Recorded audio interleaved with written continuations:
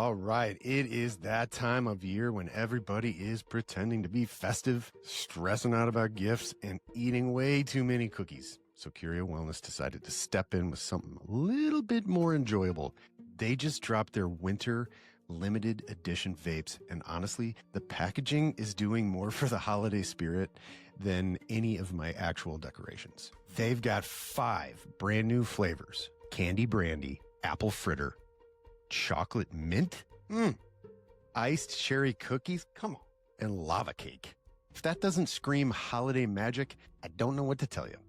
It's like your favorite desserts teamed up with premium Curio cannabis and said, let's take the holidays up a notch, shall we? Same Curio quality, just dressed up for the holidays. These are limited time, so don't wait around. Stuff your own stocking early and grab Curio's winter limited edition vapes at a dispensary near you, Brandon. Happy holidays, everybody. Welcome to Greenway Audio Magazine. I am Tim, and with me is my buddy Brandon. Brandon, everybody's favorite fat professor. I love the pink thing you got going on right now. With everything's matching. Show me a little of that shirt, if you wouldn't mind. Which shirt? There's a lot of stuff going on under the cardigan. Dude, come on. That's so cool. It's actually a collared shirt, too. Where do you get your clothes? Like, just out of curiosity. Whatever's on sale. For years, I've only worn black t-shirts and black sweatshirts. And over the last couple years, my kids have been getting me into other stuff. I've tried to cultivate an identity. And so my identity, because of the podcast, because you were like, hey, we have to do video on this podcast.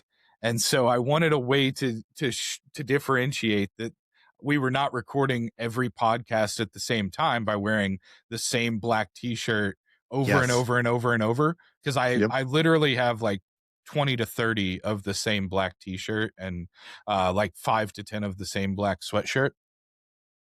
So I wanted a way to differentiate it. And so I got a cardigan, and then it started building up from there. Started having babies. No, yeah. How many do you have now? Like 8. Yeah. And most of them I don't like. I have 4 that I really, really like because they're big and fluffy and like soft and cuddly and stuff. And then everything else that's colorful that's not a black t-shirt pretty much comes from Dixon. It's flannels and party shirts and stuff because they make fat guy sizes and it fits 100% true. It fits in a way where I feel comfortable wearing it. Yeah, because it doesn't fit like a square. It fits like a rectangle. Yeah. And that's the whole reason I buy it is because even though I'm shaped like Buddha, I still get a rectangle instead of a square. Yes. So thanks for asking me about that, Tim. Sure. Yeah. You know, what else is going on? I know we're coming up on the end of the year. Nominations came in. I mean, we're counting. You're counting numbers. The dispensaries are getting crazy busy for the end of the year for the Christmas time and the New Year's Eve. So it's getting hectic. It is hectic. I can tell from the numbers I've been seeing. Holy cow! But this is the big time of the year, and then it kind of dips a little bit towards the beginning, if I recall from numbers of past years. Is that right? Yeah. So normally, wow. You know what's crazy is you and I have not talked like real numbers and data in a minute on this podcast. You're right. So we do not, as of recording right now, we do not have the sales numbers for November of 2025. But based on prior year retail sales, based on some headset data for this year, and based on our projections, we should see the same pattern that we've seen time and time again, which is that November and December wind up being 2 of our strongest months. So what we've seen historically is that once we get through the end of the fall, because we have a fall off from we have a fall off from August, September area whenever the tourism season winds down and ends and stuff like that. We see a little bit of a dip every year. And then coming into the holidays, it starts to ramp up again in October. And then we see November and December be really successful months. Going back to 2023, December was 123 million. That was almost 10 million more than September, October, or November. Man. Okay. In December of 24, it was 130 million. That was 2 million more than November, but it was almost 15 million more than September. Jeez. Because September was 117. And this year, September was 118. We saw October spike up to 127. I'm assuming November is going to be around that 125 to 130 mark. And so with what we've seen so far, we're about halfway through the month of December. Based on the sales data that we've seen so far for this month, I would expect December to be our highest selling month again this year. But we've already had 3 months that are over 130 million, and 1 month that was right up against it at 129 in July. So we should 2024 we had 1.4 billion. 2023 we had 1.33 billion. We should be around 1.6 billion this year, in total retail sales. Okay. I So, like that. yeah, it's super exciting. Obviously, the market from a retail and consumer standpoint is super healthy. And from a business standpoint, depending on what your business is, it's also phenomenally successful. Now, we've seen that market compression and stuff. Yeah. That I've lost doesn't some have a people. lot of impact on the retail numbers most of the time, until we get to a point where, there's 2 or 3 big companies and one of them drops their prices so low that everybody else has to drop to Right. compete with them. But Right. we still haven't really seen that. I know. We see the occasional special. We've got great prices. I know of a handful of companies that you can go and buy $20 eighths on a regular basis right now. There's a dispensary located close to my house that carries Curio eighths at $20 on a really regular basis. Hmm. It may be all the time, but I don't go in there enough to know if it's all the time or if it's just every time I happen to be in there. Mhm. But I mean, when we're talking about market numbers and we're talking about, numbers and things like that, Missouri's market is really, really healthy Mhm. in all the ways that a market can be healthy. It's just the competition part is starting to get really stiff, especially Yeah, it if you're is. an independent operator in any faction. Because Right. if you're an independent cultivator, if you're an independent manufacturer, if you're an independent retailer, it's tough to be Mhm. that and not fully vertical. And even if you are fully vertical, we see a couple smaller companies that are fully vertical. It's hard to not have any retail. So the cool part is seeing some of the companies that didn't have retail or weren't fully vertical or weren't, having all the pieces now start to Yeah. even the playing field even a little bit. Seeing Clover pick up a dispensary license and a cultivation license this year, and they're going to be Vibe now having dispensaries and Curio now having dispensaries. Adolphus and the Teal team picking up dispensaries. Yeah. This one happened late last year, or maybe a little bit before that, but Heartland, even picking up Yeah. Cassville. Cassville. So we're starting to see a lot more of the successful companies Mhm. that have been in that, kind of middle tier of manufacturing only, starting to spread stuff out. And Yeah. companies like Vibe now acquiring retail licenses and stuff allows for even more expansion. It's been a busy year, Yeah, it has. between acquisitions and divestment of resources and selling licenses and license, not really swaps, but brand swaps and things like that. Mhm. Because there are a handful of licenses out there that exist that are branded as one company, but they're no longer owned by that company.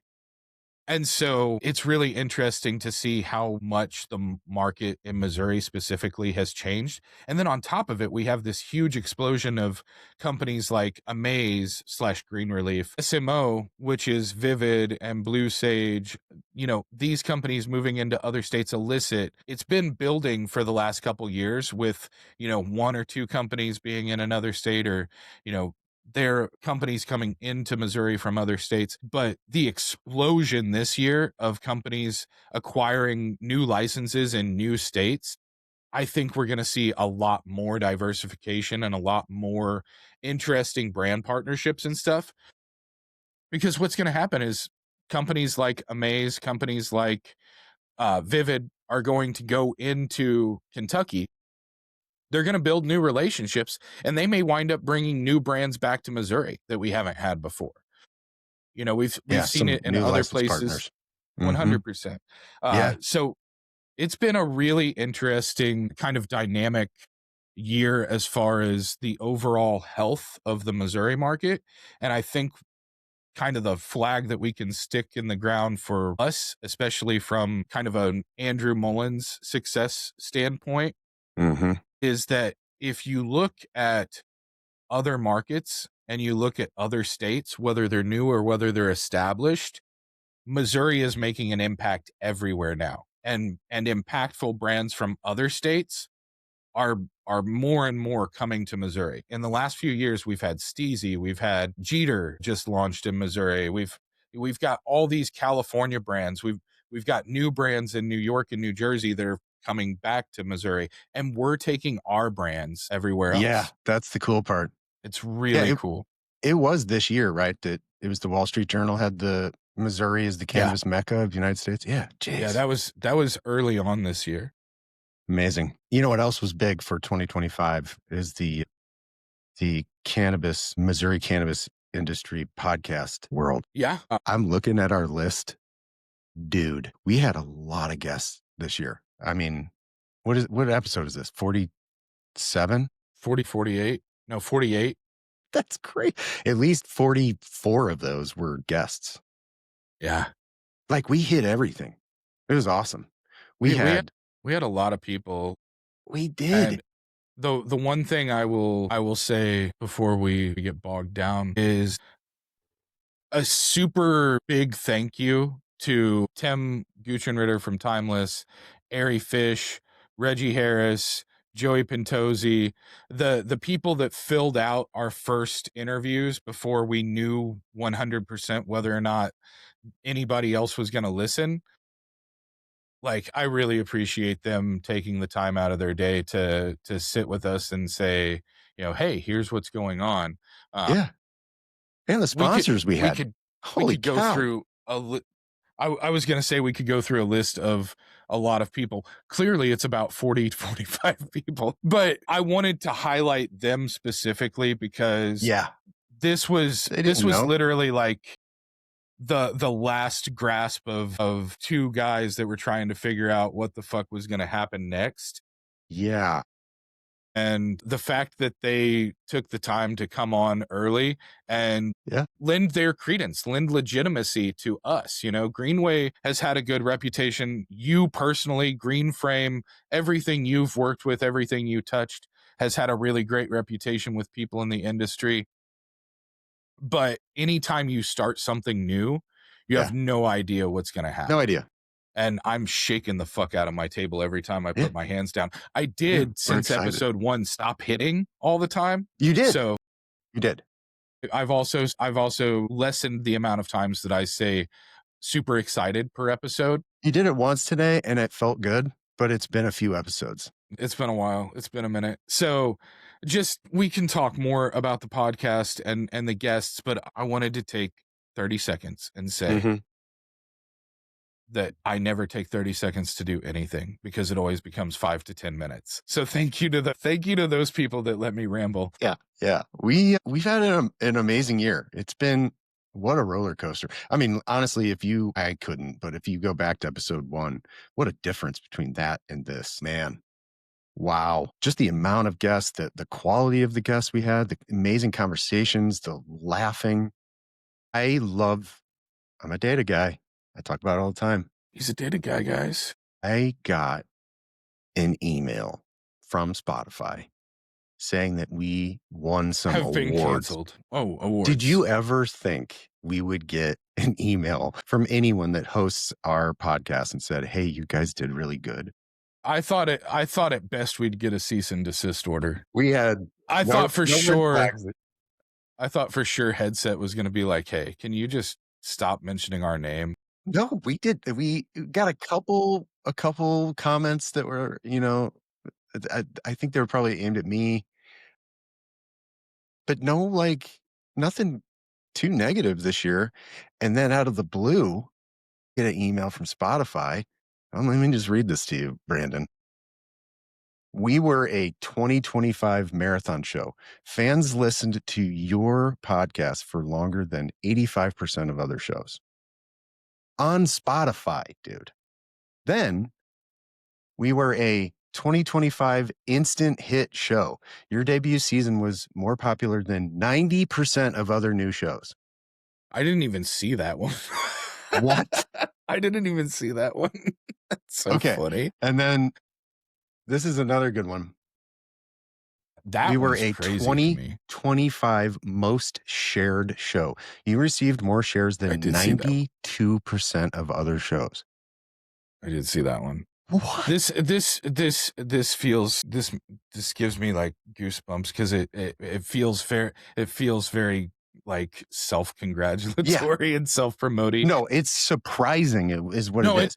It is. And I appreciate you bringing this to the conversation because I'm not a big fan of I know you're not. Of waving the flag and stuff like Neither that. am I. The one I was most proud of, I think, is the one you're getting ready to say, though, because that was the one that I found the honestly it was the one I was the most adamantly against at the beginning of it. I know. I'm trying to find it. Okay, yeah, here. Okay. That's the one I saw. I think that's the one I shared on my Your show Instagram. was in the top 15% of videos on Spotify. Yeah. What? That's our faces out of here. I'm still very uncomfortable with that. Yeah, yeah. Anyway, for anybody that doesn't know, going back to episode 1 or 2, I think we discussed this very briefly. And let's kind of peel the curtain back for I would say 30 seconds, but it's probably going to be like 10 minutes. So at the very beginning of this, I had been ruminating on the idea of this podcast and how I wanted it to be and what I thought it could be and stuff like that for literally like 3 or 4 years. I had put together decks. I had put together outlines. I had done all this stuff.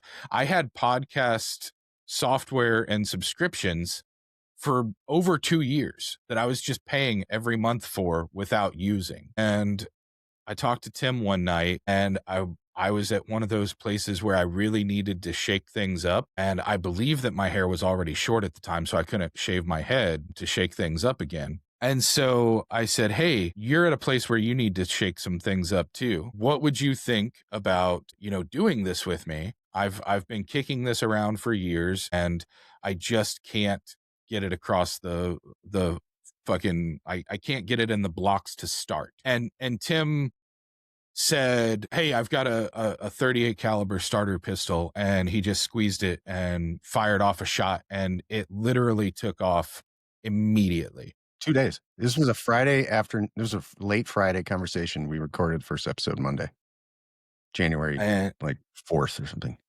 Yeah. And it was literally just breakneck from there. Like we spent the next 2 or 3 weeks talking for at least an hour every day and trying to figure out how we were going to do all this stuff. And so I had no idea whether anybody would pay attention to this. I was adamantly opposed.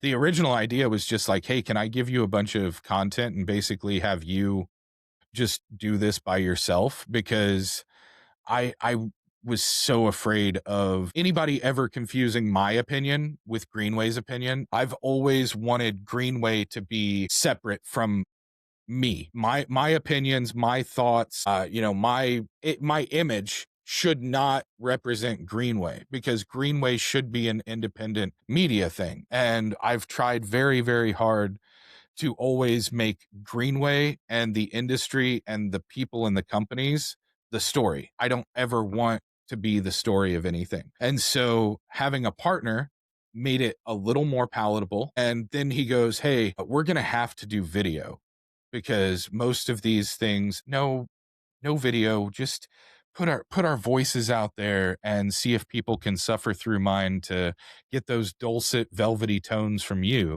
And he said, I'm not going to do this unless you include a video element. I want to do video on YouTube and stuff like that. And so I appreciate all the ways that you've pushed me, and you've pushed the podcast to be better, and the work that you've put into bringing it to a level where it has legitimacy. I was thanking the first handful of guests that we had for them lending their credence.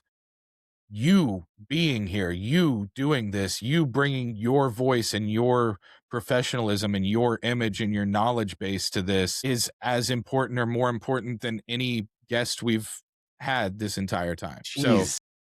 I Thank you. I just wanted to very much from the bottom of my heart say, I hate you, and this is the worst thing that you've ever done to me, is I making me know. put my face in front of people. I know.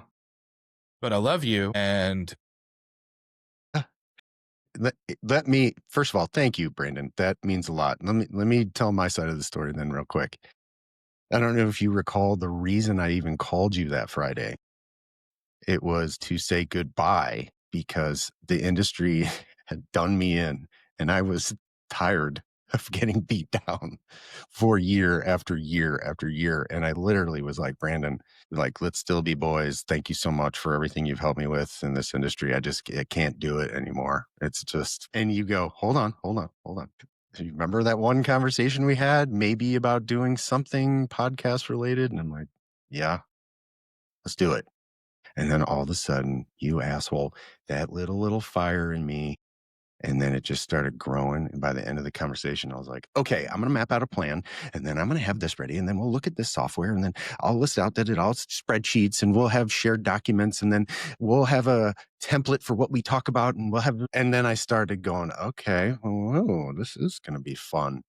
And it lit a fire in me again for this industry. And what a year we have had doing this.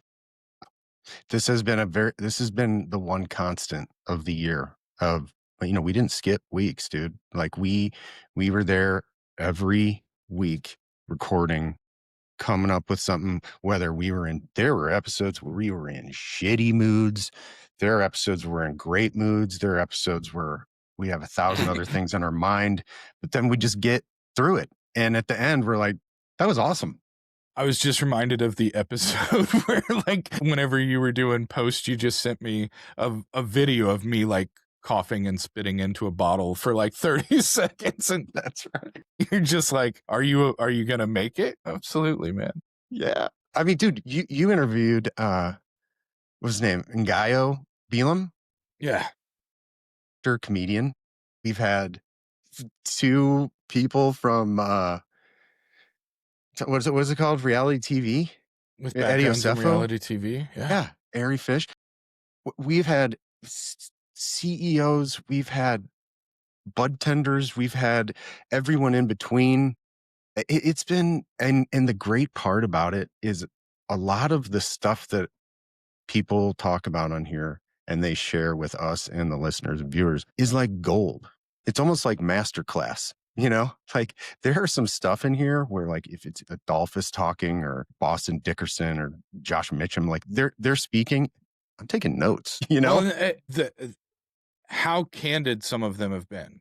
Josh Mitchum, whenever we interviewed Josh, they had just gotten their cultivation license. They were in the process of their harvest and stuff like that. And he was very candid about how tough it was, even as one of the most recognizable brands in the state, to be an independent manufacturer, and talking about wholesale prices and the not having your own retail space. Now, they've solved those problems. But talking to Chris McHugh about the burnout Yeah. and stepping away from being a CEO, that was an incredibly, brave conversation for him to have in a lot of ways and stuff. Mm-hmm.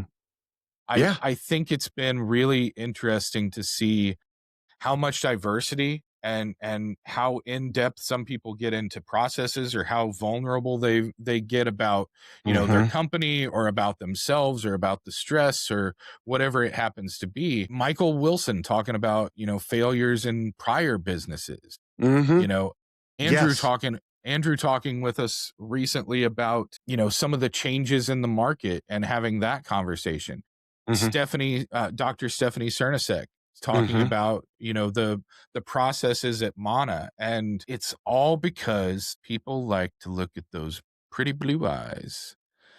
They see the salt and pepper and they go, "Oh, I want that on my plate." Funny. Ah, But the great thing is, like, if you even talk about like Jonathan Milo or even John Manlove, both Johns, they went in depth about how they run their business, what worked, what didn't, things like that, where you're like, oh my gosh, like people listen to this that want to get in or are in and need a little, you know, boost. Listen to this stuff.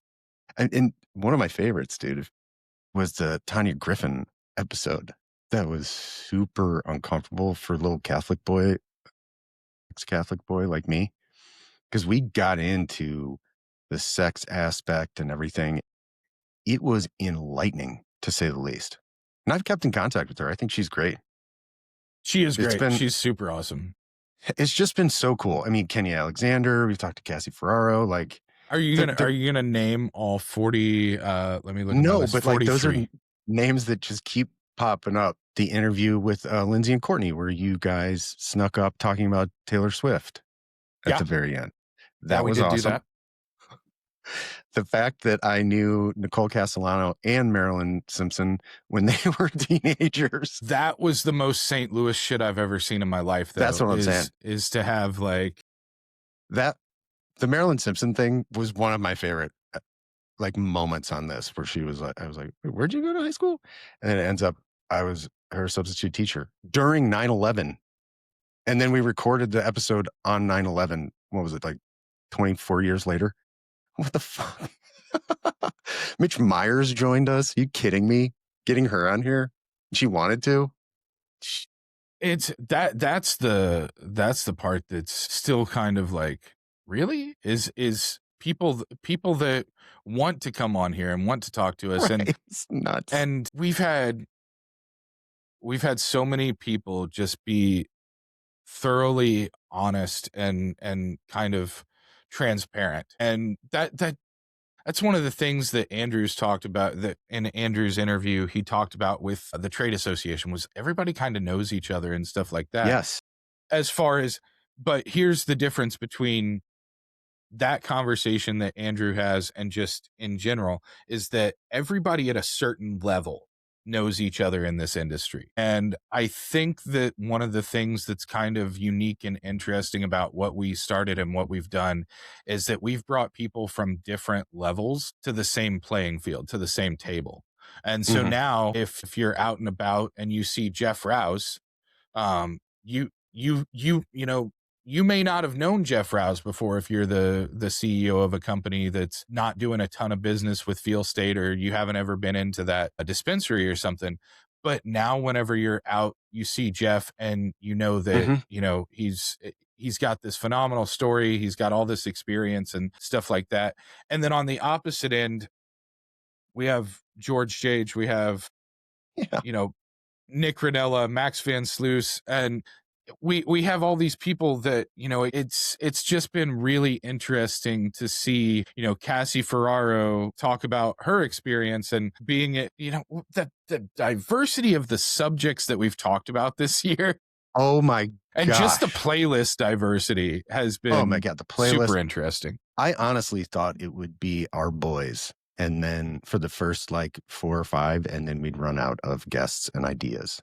Like I thought it was going to be, Timmy Timeless, Joey P. I was even couldn't believe Joey joined us. And then that has just been so much fun ever since.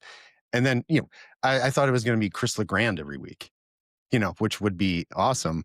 But those are the people that I'm the closest to. And I thought once we run out of that small list, it's going to be tough. And it has not been tough. And it's been amazing going to these events and seeing people being like, hey, I listen to the podcast. I want to be on again. And I think I told you, I saw Adolphus at the last meetup and he was like, when can we do part 2? I was like, heck yeah. And the funny thing is, that's awesome. But at the same time, we're not even through part 1. Like, you got to hold your horses, guys. Timmy Two Step is in high demand, folks. He's got a lot of dance partners lined up. You gotta take your number like the deli counter and sit there and wait for Timmy Two Step to serve you. That's what you gotta do. It has just been so much fun. I mean, it has just been so much fun, dude. I remember, thank you for doing this. Remember a few minutes ago whenever I said 30 seconds, but it's actually going to take 10 minutes. I have no idea, but because I did say that I would try and rein this in a little bit. There you go. Yeah. By the way, guys, hey, welcome to Greenway Audio Magazine. This is our end of the year episode. You will not catch another one with us before 2026. I accidentally muted my mic instead of hitting the mark button. Okay. 2026. So this is I had notes. I had stuff laid out that I wanted to talk about. And this is what happens when we don't have a guest, is that we just start talking and then we forget that there's a fucking camera and a microphone and everything else. And it just becomes a conversation. So I want to touch on a couple things, both cannabis and non-cannabis related. Okay. Let's start because we did some cannabis with talking about the podcast and name dropping a bunch of folks. So let's do non-cannabis real quick. Give me a few, or 1 or 2 or 5, however many you can come up with, TV and movies this year. Best and maybe worst if you've got a worst. So, I'm not a huge TV and movie guy, but I mean, it's not like I don't watch. I watch YouTube a lot, just for like news and sports highlights. I probably watch sports 90% of the time the TV is on. However, I did see, I just watched this thing recently. It got me. It was called All Her Fault. It was a great show on, I don't know, maybe it was Peacock. So good, dude. It's great actor. I saw it advertised and have not watched it yet. It's good. It's good. Was it? But, it's so good. But here's the part that is very strange. It's strange to me. I love cheesy Hallmark Christmas movies. Fuck yes. Dude, I subscribe, to the Hallmark channel, and I will sit there and watch one by myself. Fuck yeah. I love it. Love it. And I've seen a ton of them, and I watched another one last night, and I don't care if anybody's around. I will watch the whole thing by myself. Are you going to drop Hot Frosty on us? Hot Frosty, that's a great one. Did we talk about this last year? That's such a good one. I don't think so. I don't know if it's called Hot Frosty, but it is a guy that was a snowman or Frosty or something like that. I'm like 90% sure it's called Hot Frosty. With somebody. Yeah, it's so good. It is called Hot Frosty. Stop. Is it? Yeah. Okay, it's a great movie. I mean, it's not a great movie. It's terrible, but it's terrible. It's so fun. The plots are very similar. There's a city girl that's coming back to the country for the holidays, meets a guy she used to go to grade school with. She forgot about. He owns a Christmas tree lot that's been family owned for 200 years. Do you realize how many people have amnesia in Hallmark movies? Like, a lot of people get hit on their head. I've never met a single person that's ever had amnesia, and these motherfuckers are just popping up like new genetics. So many people with traumatic brain injuries. Yeah. Yeah, so good. But anyway, those are some of mine. What are you watching? So I also subscribed to the I don't subscribe to the channel, but I subscribe to the Hallmark like cheesy movie. And so I'm a huge fan of rom-coms. Okay. Just across the board. I love rom-coms. And one of my favorite subsections of rom-com is Christmas rom-com. Mm-hmm. So as soon as we put away all our spooky spooks for Halloween, we immediately, November 1, we immediately start in on, by me, or by we, I mean me. My kids do not want to watch most of the shit that I watch. But I immediately dove into all the Netflix holiday romance movies and stuff like that. My 3 favorite things that I saw this year were television series, though, and they're all like extensions of the 2 of them are extensions of new seasons, essentially. So, number 1, Nobody Wants This. Adam Brody and Kristen, girl from Frozen and The Good Place, and Forgetting Sarah Marshall, married to Dax Shepard. I'm normally really good with those, but you know, traumatic brain injuries. I know exactly what you're talking about. So that's my number 1 favorite show. Number 2, Bell. Kristen Bell. Yes, you just shouted Bell whenever I said number 2, and I was like, ring the bell. Is this like the dude from Ted Lasso saying whistle whenever, because he doesn't want to put a whistle in his mouth? You're just like, Bell, we're done. Bell, ring, ring. Go back, get out of class, guys. Sorry. My second favorite show was Shoresy, season 4. And then my third favorite thing was Pluribus. Keep hearing about this show. The start of Pluribus. Number 1 really show good. ever on Apple or something. That's what I saw yesterday. Because it's not completely finished yet. The full season is not completely out at the time of recording this. Stranger Things season 5, just because the end of a journey that started many moons ago. I've been really excited about that, and I get to share it with my kids. Both of my kids, 16 and almost 9, have dove into Stranger Things this year. So cool. Yeah. Those are my TV shows. I'm sure I saw some movies. I don't give a shit about the movies. I'm a TV series guy. So one. I'm also a comfort guy. Like I like to rewatch the same shit over and over and over. So there are 2 things that I'm excited for 2026 about as related to television shows. Number 1, they are in the process of writing Ted Lasso, the new season of Ted Lasso. I don't know if they've gone into production yet or not. Number 2, they are currently in production for a new season of Scrubs with almost the entire original significant. Oh my gosh. It was one of my favorites, and also one of the things that whenever I grew up and had kids and started rewatching all my comfort shows, that and Friends and a handful of others were the ones where I'm like, oh wait, all these people are fucking terrible. Like if you really go through and like you just strip it down to like basic human interaction, like 90% of people in sitcoms are just the worst fucking human. Yeah, that's amazing. Speaking of terrible humans, it's time for... No, I'm just kidding. Just the worst humans. You know who's not the worst humans? People who eat gummies and people who support charities.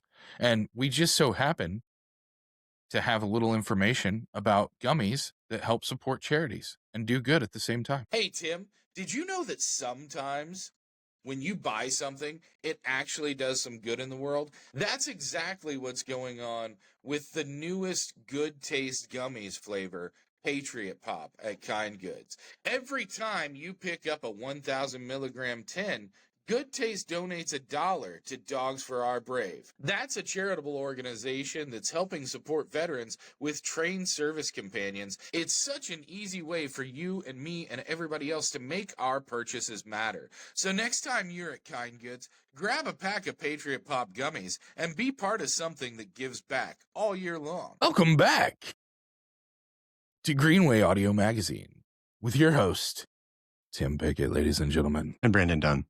Brandon, these things popped into my head. You just said my name in the way that like kids used to make fun of me in school. No way, really? Yeah, because they used to be like Brandon Dunn, Brandon Dunn, Brandon Dunn, Brandon Dunn, Brandon Dunn, Brandon Dunn, Brandon Dunn, and then they'd go dun dun dun dun dun dun dun dun dun dun dun dun because Ponderosa was kind of popular whenever I was a kid. Dude, my middle name's Alvin, so I got the whole Alvin and the Chipmunks thing. Yeah, it is. Man, I should have put that on the shirt instead of Timmy Two-Step. 2025 in the cannabis industry. 2 new words that I found out this year that came from this industry. Cousin walk. Didn't know about what that was until everybody started doing cousin walk social posts, which I love. We wrote an article about that last year, 2024. Damn. Okay, I'm behind then. No, because I would like to take credit for the fact that it's now in everyone's vocab this year. Nice job. Be There done. you go. Scromiting. Look, I'm really glad you brought this up. This is legitimate 100% factual information. It's not cannabis, it's not reefer madness. It is 100% real.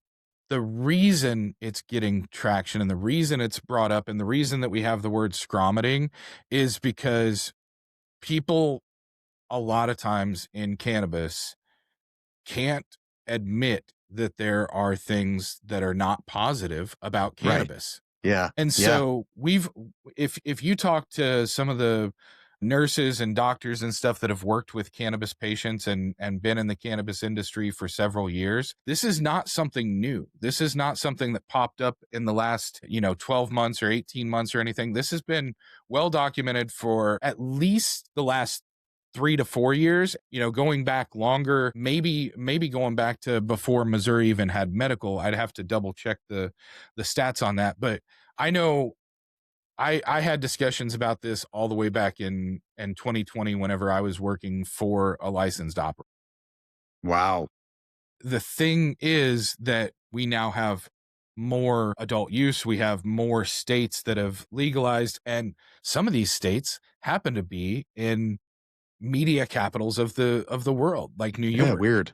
Yeah. And so now that we have New York and we have New Jersey, and they're getting increased numbers of patients who have taken their consumption from, semi-regular or regular to now an excessive amount compared to what they used to. And in some cases, just a truly excessive amount. It's just like caffeine or sugar or anything else. Breeding.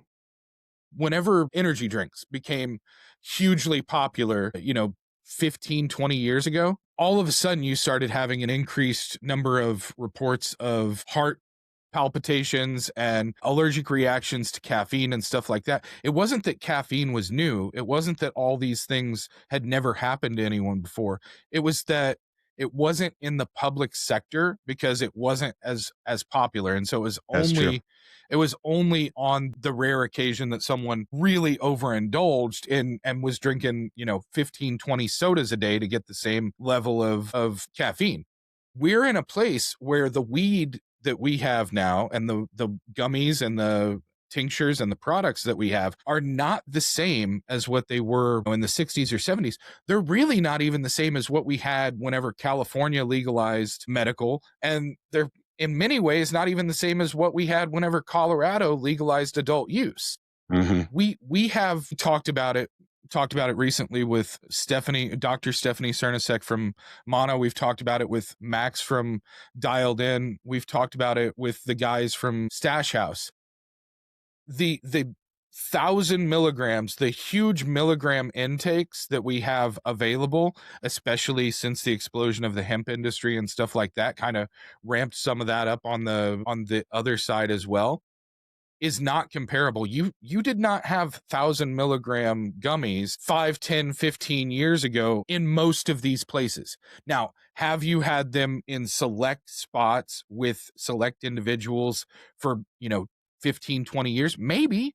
Mm-hmm. But you didn't have them widely and broadly accessible. And so what happens is you take a real thing and you increase the number of people that are exposed to it, and it increases the frequency, not by percentage, but just the overall frequency. If you have one poisoning happen because somebody ate a Tide Pod, that's one poisoning. But if all of a sudden you have 25 happen, that